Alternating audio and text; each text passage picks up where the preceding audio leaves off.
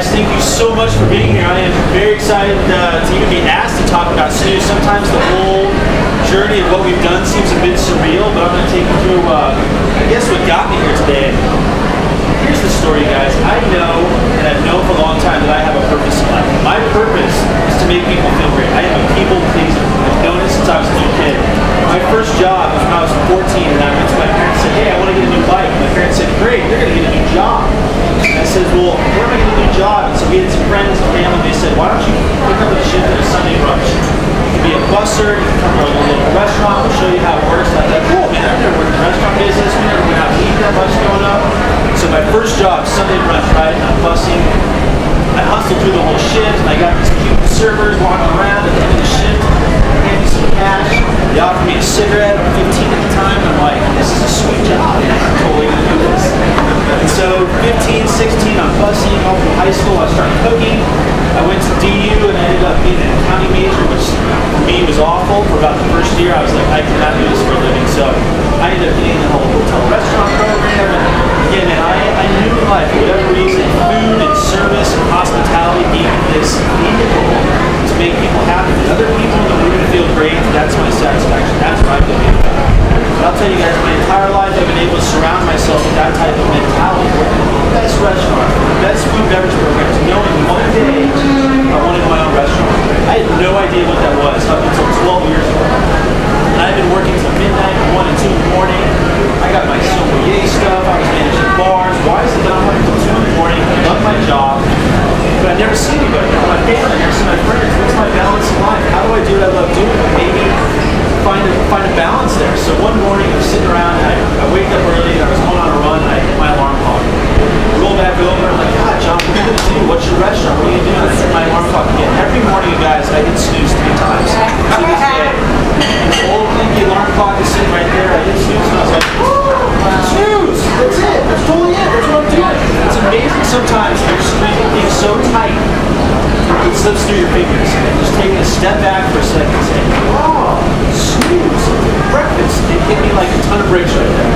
So from that day forward, in 2001, I wrote a business plan. Here I am, man. I've been in the business since I was 19. I was one of the best hotel restaurant schools and thing. I was working for all the big corporations. What are they doing? How are they making it work?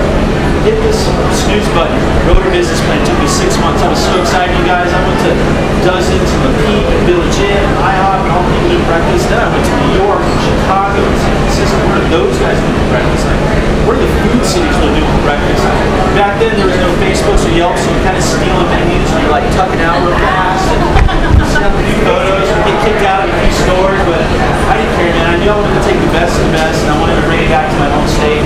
I wanted to snoozify. How do I snoozify this idea? How do I make it my own? How do I totally put spin on this thing? So, oh man, you guys, I was so excited. I had my business plan. I wrote a menu. I'd been working in the business. I knew what I was doing. And I went to my first bank and says, I got it. This is it. We're going to do this. We're going to get lower. We're going to make this happen. And they said, sorry kid, you're just not ready. 5.5 years, you guys. 23 different banks, 17 different investor presentations, over 14 spaces I looked at. Everybody said no. 5.5 years. Man, you guys, I quit on this thing, and then I brought it back and said I knew it would work, and then I quit on it again, and I brought it back and I knew it would work. And through that entire process, I met my designers from Zan 8 years ago, the guys that do all those cool yellow bugs that you guys maybe drink out every once in a while, 9 years ago. Somehow, some way, it was never a no. I just had to realize it was a not yet. It was not yet. People ask me this all the time, John, what's the big break you got with snooze to kind of get it going? And I have to let people know there was no big break with snooze, guys. It was 1,000 small breaks that constantly accumulated to finally a point where one guy actually said yes. And that guy actually wrote a check. It was a real live check. I'll never forget that day. Chris Jacobs on the board. I should probably let you guys know. You guys are the best right? So him and I put a little loan down, got another loan, and I decided, I didn't care where we opened, you guys. And I went to probably the worst location in the entire city of Denver, the ballpark neighborhood, back then 6 years ago. And my joke is that the anchor tenants of this neighborhood is the Samaritan Shelter and the Rescue Mission. And on the other side of Larimer, Chris knows this, there's actually some new lofts starting to go on, and all the synergy, and they're like, all right, I don't care, I just need somebody to give me a shot. So the first 6 months, my brother and I, who was the smart finance guy in the world, worked for Bearing Point, he was always upgrading me on miles and hotel rooms. I said, Adam, I need your help, man. I need you to come love doing it. He said, oh man, absolutely. So him and I actually lived above Snooze for the first 6 months. Through this process, I actually found a girl who said she would say yes to me and got married. Her and I actually lived above the restaurant for the next 2 years. And that's how it worked, man. Within 1 mile of that front door, that was going to be our community. We have to have regulars to make this thing work. So him and I constantly kept working with people like Becky right here, who was an old barista, went to high school with her. Becky, I need you to come out. I need you to be part of the opening team. So Becky would live with us in the loft for weeks and weeks at a time with my other little sister. And then the joke was they were living in the closet and they would come out and train the servers and baristas. So we had to go get Becky out of the closet to come train all the servers.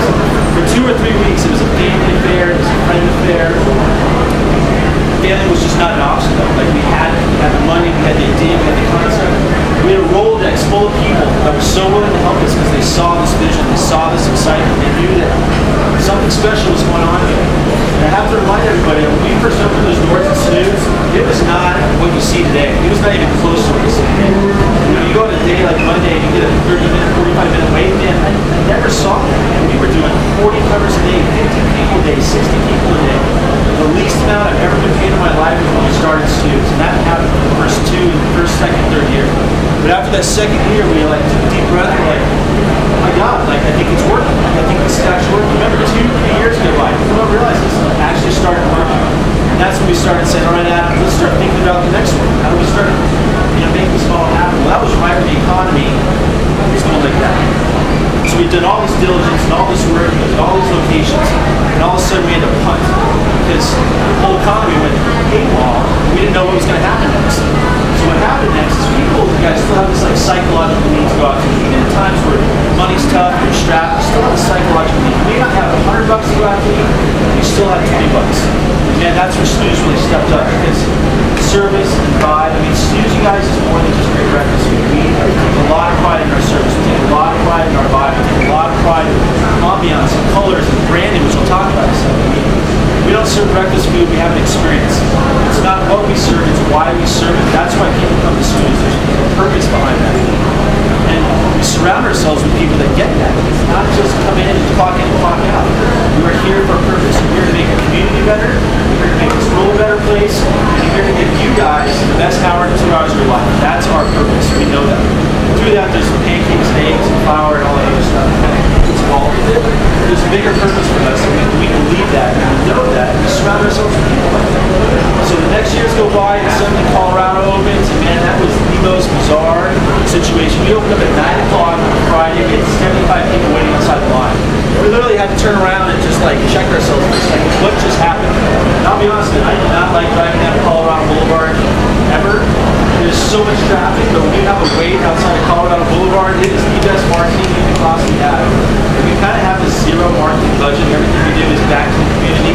It's all about the experience. Give a great experience. And you guys are our marketing. When you go out and tell people what's happening here and you bring in friends and family, that's what we kind of put our resources towards. So this has been our journey, guys, from 7 in Colorado to a girl coming up to St. John. Like 2 degrees of separation. People I've worked with over the years know the industry. The guy that's running the ballpark store, him and I worked together 12 years ago in San Diego. The girl that runs Fort Collins, her and I were mutual friends with another person. I kind of joke she's the mayor of Fort Collins. Everybody knows Deb Ryan up there. When we have an operator that we feel so good about, gets it, that's when we want to open another store. That was the same thing with Southwood. That was a big deal. The joke, I mean, talk about ballpark neighborhood and Samaritan shelter and homeless shelters. Then you go to Southwood and it's Whole Foods and Macy's. It's a bit of a culture shock when you talk about co-tenancy, but thank God it worked. Boulder was a place that we've been trying to go to for 3, 4, and 5 years, you guys, and Boulder was not an easy city to do business with for us. I mean, we had punted on that city several times before. Again, people have it for a reason. Pearl Street? Are you kidding me? We in Colorado native having business on Pearl Street? Like, hell yeah, that feels great. And that was the package. That's when we started developing a regional base. How can we find support? How can we find the best operators in the business that get it? The why we're here, the purpose why we're here. And breakfast is part of that vision. Again, man, we're people pleasers. We love making you feel great. We surround ourselves with busters and servers, to people that get that. It's part of our application process. It's part of our branding. It's part of our culture. So really the biggest thing that we've done since Snooze opened, I would say, besides the first doors, was in November we decided to go out of state. And we knew that Snooze was going to expand and Snooze knew what we wanted it to do. That process had to happen. So let me tell you guys, it was me and Adam going to Austin, Houston, and Dallas and looked at the synergy of those three cities. Where are those places we eat breakfast? We went up to Madison, Minneapolis, and Chicago, and literally just ate breakfast for 2 weeks. In and out, in and out. What's the vibe? How does it feel? Does it feel right? Seattle, Portland, that was another option right over there. But it always came back down to the operator for us. When I lived in San Diego 12 years ago, my old boss and I became very good friends. One of the best guys I've ever worked for in my life. In the restaurant business, there's not a lot of great influential people. I mean, we all probably learned as much from the bad people as we have the good people in our world. Probably a fair statement.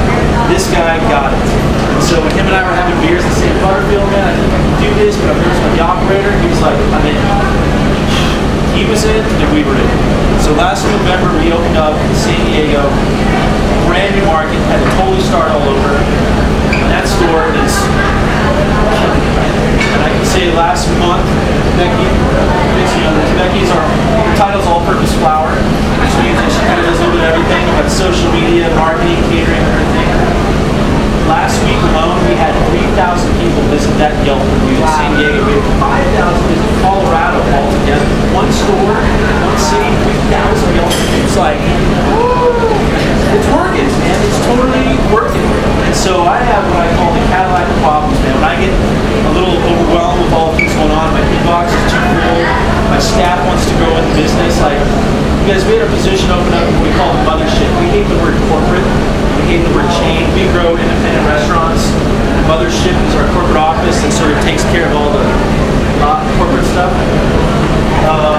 We had 30 people within our company apply for one position. And Adam and I looked at each other and was like, you and I need to get our ass in here and open up another store. Because these people believe it, they want it. They want to work for people that get it. They want to feel like they're a bigger part of the community. They want to feel like they're making a difference in the world. And